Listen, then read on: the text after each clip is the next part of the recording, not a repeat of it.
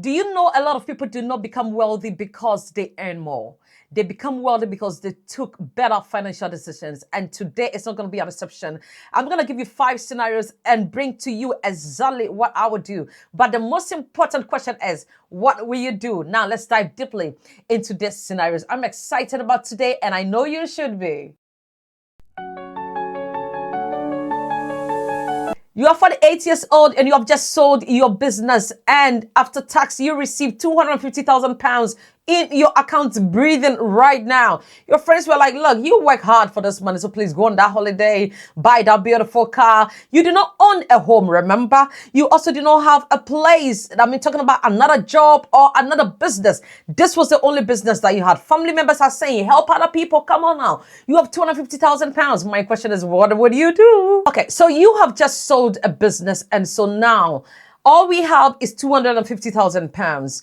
Now, I need you to minus your emotions, put it somewhere.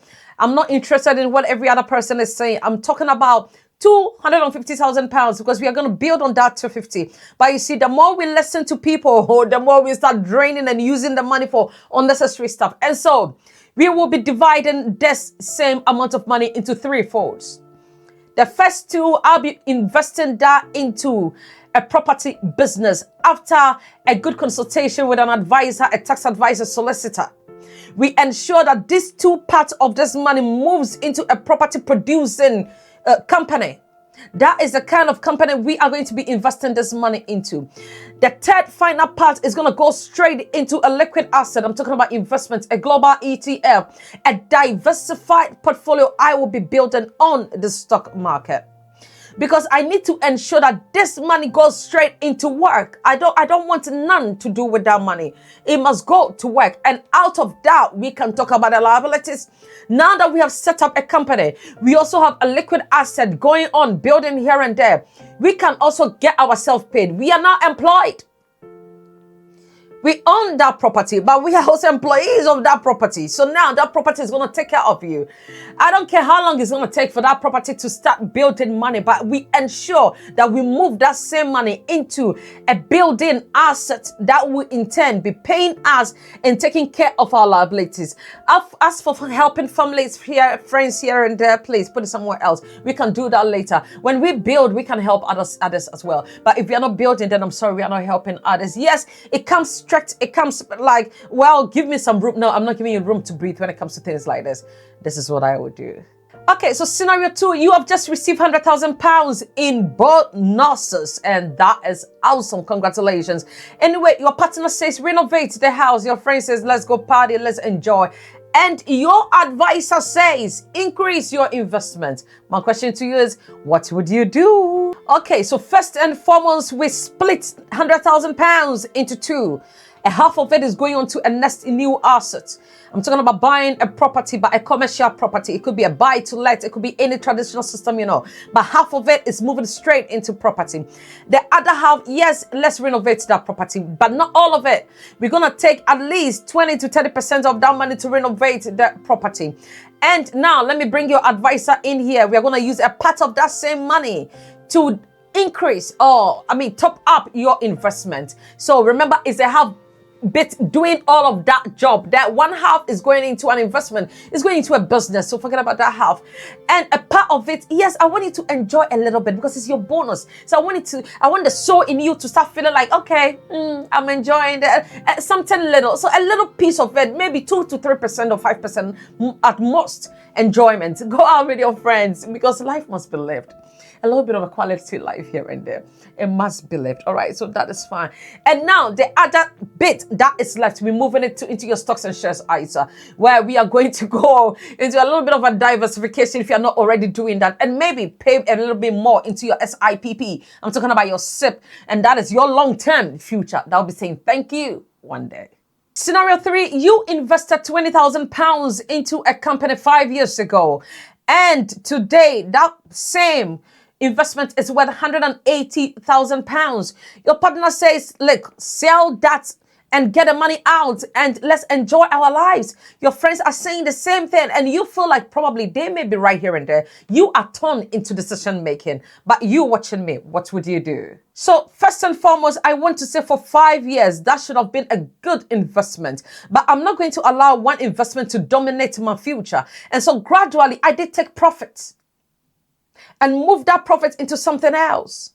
The reason is because if a company within 5 years after investing £20,000 could give me £180,000, that company can still tank.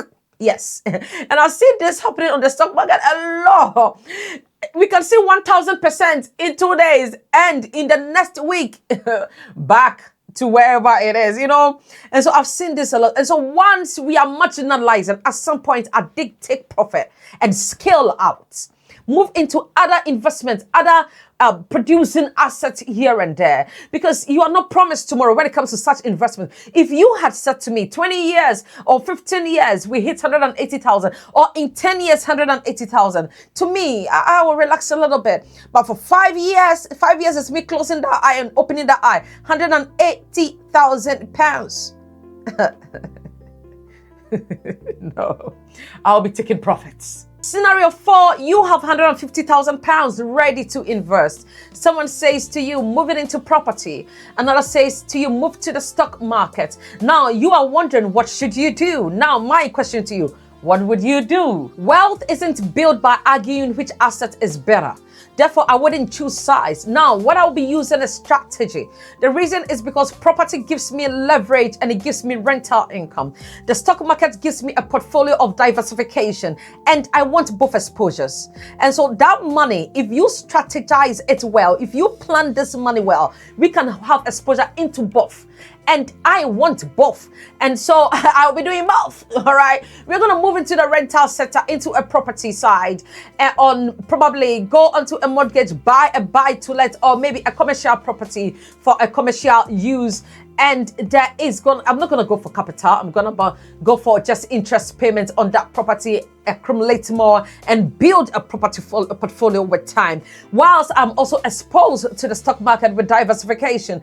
And this is what I would do. £150,000 is good enough money to do even more than what I'm actually introducing to you. We can also have a little bit of a side little business. It's about what you do and who you talk to. Once again, go to my Stand store and book an appointment with me one-on-one, and let's talk deeply, intense with it. By all means, also book a solicitor, book a financial advisor, book a tax advisor, and then you can know what you are actually working with. Sometimes you need to spend some money with all these resource persons coming together, and they can give you that profound advice. It's all on you. Scenario 5, you are 55 years old and you have built a portfolio worth 2 million. Your children are aware of the size of the portfolio you have built, and they are saying to you, Daddy, Mommy, leave it all to us. Give us the portfolio. We know better. We know what to do. The question you are wondering is, should you leave it all to your family? Should you leave the entire portfolio to your children? You are wondering, what would you do? But my question to you watching, what would you do? I definitely want to leave my children something, but I do not want to leave them something after I am dead. I am 55 years old, and so it's a good enough time for me to build their financial future. Yes, I am definitely going to help my children. What I'm going to do is, how did I get to 2 million? I'm going to use the same methodology with my children. If I need to aid you, equip you here and there, maybe spare a bit of £1 million or £500,000 to build their capacity, I'm going to do it. I want to build their future whilst I'm alive well enough to support them, not when I am dead, because that is how we can build the next generation. When you die, they marginalize on what you leave. But if you're able to build their future whilst you're alive and healthy enough to be able to do that, then you build the next generation, the next and the next. And so, yes, I'm going to pull out some amount of money. First of all, I need to introduce my habit to them, my discipline to them, my fundamentals to them. And then anywhere that needs a little bit of a cushion with finances, I will do that to aid them, equip them. But I'm not going to scale it all out and move it to my children. I'm not going to do that. I will build them mentally, mental fortitude. Then we can move practically on that system a day at a time. The reason is because we need to give them wisdom before we give them wealth. Because money without knowledge disappears quickly. The greatest inheritance isn't money. It is financial understanding. And the rest of the money we're going to trust should I go dead. And that trust can only be assessed maybe when their grandchildren are born. Why? I've already built their capacity. And so they don't really need what I'm going to leave behind. What they need is that leverage, which I have given them. Now, my grandchildren and great-grandchildren can also assess that trust. And it's not me being difficult. It's just me ensuring that my legacy lives on. Did you catch that? The people who build lasting wealth rarely depends on one investment. They build businesses, they build portfolios, properties, investment here and there, and cash flow. They also take decisions strategically and not with emotions. And I believe that is what this scenario has actually done. We build with strategy and not emotions. We secluded from our emotions and we ensure that the pillars and the principles were actually mounted. This is Yacht Finance. God bless you for watching, supporting this platform here and there. By all means, book an appointment with myself. Go to my standstill in the link in the description. Please, I can't wait to hear from you in the comment section. I can't wait to see you at the top once again, and I will see you in the next.